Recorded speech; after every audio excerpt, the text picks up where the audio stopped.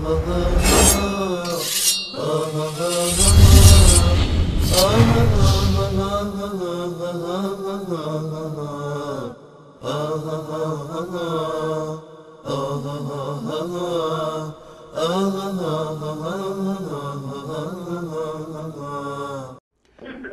سلام علیکم، بفرمایید.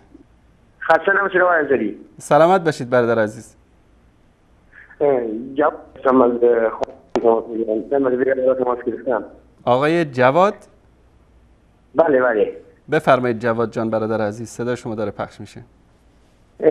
چند وقت پیش تماس گرفتم، گفتم این فیلمایی در پیامبر صلی الله علیه و سلم و صحابه نبوی چند تیکه پخش کردید. عملا میخوام اگر باید تهیه باید کتاب بخونید باید تهیه کنید. بعضی از این فیلم ها در سایت یوتیوب شبکه جهانی کلمه هست. شما به سایت یوتیوب شبکه کلمه اگر که مراجعه بکنید در اونجا میتونید که این فیلم ها رو در اونجا دریافت بکنید. بعد از سوال دیگه داشتم، پیامبر درباره دروی حالا چه درویی که گفت شیعه بعضت علی شیعیان تو در بهشت باشن، میخواستم میگم این گروه شیعه از نظر شما کدام گروه هست؟ باشه چشم، در این موردم صحبت میکنم. تشکر از شما. ممنون. تشکر از شما، خدا نگهدارتون. بله ما هم میگیم هر کس که پیرو علی باشه در جنت است. شیعه یعنی پیرو. هر کس که شیعه واقعی علی باشه در جنت است. برای من سنی میدونید که ما تقیه نداریم، نفاق دروغ ما بهش اعتقاد نداریم. مثل آخوندها نیستیم بگیم که 19 دین التقیه، 9 دین تقیه است. تقیه یعنی چی؟ آنچه که در دلت هست پنهان بکن و آنچه که به زبان میگی غیر آن چیزی است که تو در دل پنهان داری. امروز در ظاهرشون رو دیدید، میان در منابر میگن که ما با سنی‌ها برادریم، در کتاباشون مینویسن که اینا از خوک و سگ و فلان هم نجسترن. من میگم که علی امام است، امام هدایت. کسی که پیرو واقعی علی باشد در جنت است. کسی که در این شک داشته باشد کافر است. کسی که شک در این داشته باشه که پیرو علی، پیرو رسول الله صلی الله علیه و آله و سلم در جنت نیست، مسلمان نیست. از این بیشتر دوست دارید بشنوید؟ اما پیرو واقعی، نه اینکه ادعا باشه. خیلی ها ادعا میکنن، حتی منافقین هم در زمان پیامبر ادعا میکردن که ما مسلمان هستیم، ادعا میکردن که پیامبر رو دوست دارن، اما ادعا چیز دیگه است، عمل چیز دیگه است. باز همون آیه رو تکرار میکنم. الله سبحانه و تعالی میگه که قل ای محمد بگو ان کنتم تحبون الله، اگر که الله سبحانه و تعالی رو دوست دارید، ادعا میکنید که الله رو دوست دارید، فتبعونی، پیروی بکنید از من، از پیامبر پیروی بکنید. پیامبر که سید و سردار اهل بیت است. مگر علی چیزی غیر از حرف پیامبر میگفت؟ علی کسی بود که در راه دین، ببینید با معاویه چرا جنگید، با مخالفینش چرا جنگید؟ و ما به این اعتقاد هستیم، این اعتقاد اهل سنت است که در همه جنگ هایی که بین علی و مخالفینش صورت گرفته، علی برحق بوده، علی امام بوده، علی خلیفه برحق بوده، علی واجب الاطاعت بوده و کسانی که بر ضد علی جنگیدن باقی بودن. اینو من نمیگم، اینو علی نمیگه، اینو پیامبر صلی الله علیه و آله و سلم میگه، اینو قرآن میگه. در سوره حجرات و این طائفتان من المؤمنین اقتتلوا، در ادامه و این بغت احداهما علی الاخرى، این یکی از گروه مؤمن که بر گروه دیگر بغاوت بکنه، شما میگه با اونها بجنگید. قرآن میگه با اونها بجنگید، ولو اینکه مسلمان باشن، ولو اینکه معاویه باشه، ولو اینکه عایشه باشه، ولو اینکه هر کسی میخواد باشه. وقتی که در مقابل امام، در مقابل خلیفه‌ای که مسلمان ها باش بیعت کردن و به عنوان خلیفه تعیین شده، حضرت علی در نامه 6 نهج البلاغه میگه اگر کسی از بیعت سربازد اونو بکشید. اگر نصیحتش کنید به راه برگشت، خوب، نامه 6 نهج البلاغه رو بخونید، میگه اگر به راه مسلمان ها برگشت، خوب، برنگشت بکشیدش. علی برحق بود، علی خلیفه بود.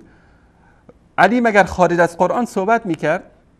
توی شیعه پیرو علی شو، جای تو بر سر چشمان ماست، تو برادر ما هستی. هیچ مشکلی هم با تو نداریم، اما پیرو علی باش، نه ادعا بکن، نه اینکه برو تو حسینی رو سر کله خودت بزن که آی حسین وای حسین. حسین به خاطر چی به شهادت رسید؟ به خاطر توحید، به خاطر یکتاپرستی، به خاطر اینکه اعلای کلمت الله باشه در جامعه.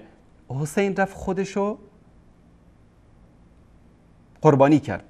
تویی که به سر کلت میزنی آی حسین کشته شد، خونش چی شد، ریخته شد، به سر و سینه زنجیر بزن، قمه بزن، علم بردار. از حسین چه آموختی؟ به خدا هیچی نیاموختن از حسین، نه درس آزادگی از حسین آموختن. همینایی که ادعا میکردن پیرو حسین هستن، روزهای عاشورا این لباس مشکی میپوشیدن، در کهریزک و در ایوین به ناموس ملت تجاوز نکردن، به زن و بچه مردم تجاوز نکردن، اینها پیرو حسین هستن.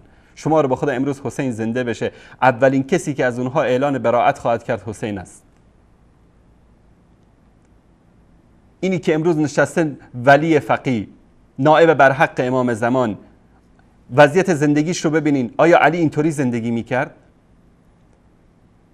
علی و عمر و ابوبکر میگفتن اگر در مدینه زندگی میکردن، میگفتن اگر در کوفه، در عراق یک الاغی از روی پلی رد بشه و حفره‌ای در این پل باشه و پای این الاغ وارد این حفره بشه و بشکنه، ما مسئولیم در پیشگاه خداوند. اینایی که امروز ادعای شیعه‌گری میکنن، ادعای ولایت فقیه میکنن، ادعای نایبی امام زمان میکنن، ادعای پیروی از علی میکنن، کجای کارشون به عدالت علی میمونه؟ به حکومت علی میمونه؟ امام زین العابدین امام بود، سید الساجدین، زین العابدین. روزی که از دنیا رفت، وقتی که میخواستن ایشون رو بشورن، دیدن که شانه مبارکشون راه سیاه سیاه کبود شده. گفتن این اثر چیه؟ برید از اهل بیتش بپرسید کسی اینو شلاق زده، چی شده که اینطوری سیاه کبود شده؟ گفتن که شبها گونی بر می داشت، غذا داخلش میذاشت، تا صبح پشت در مستمندان مدینه میرفت در میزد، به اونها کمک میکرد. روزی که امام سجاد، امام زین العابدین علی ابن الحسین از دنیا رفت، بیش از 350 خانواده در مدینه بی سرپرست شدن. کجای حکومت خامنه‌ای به امام سجاد میمونه؟ کجای حکومت خامنه‌ای به امام علی میمونه؟ امروز میلیون ها نفر در ایران در بدترین وضعیت زندگی دارن به سر میبرن. امروز مزدوران خامنه‌ای دارن در سوریه و در عراق مسلمان ها را قتل عام میکنن. اینا پیرو علی هستن؟ ای کاش پیرو علی می بودن. اگر اینا پیرو علی می بودن، اولین کسی که با اینها بیعت میکرد من بودم. اولین کسی که با اینها بیعت میکرد اهل سنت بودن. ای کاش پیرو واقعی علی می بودن. دین اسلام رو خلاصه کردن در چی؟ به ابوبکر و عمر و عثمان لن بفرست، عاشورا که شد به سر کله خودت بزن، ایام فاطمیه رو بهانه بگیر، هرچه بد و بیرا هست به اهل سنت و به صحابه پیامبر و به اهل بیت پیامبر بگو، تموم شد. دین همینه. تشیع یعنی این تشیع است که اینها امروز دارن از اون نمایندگی میکنن در بین مسلمان ها.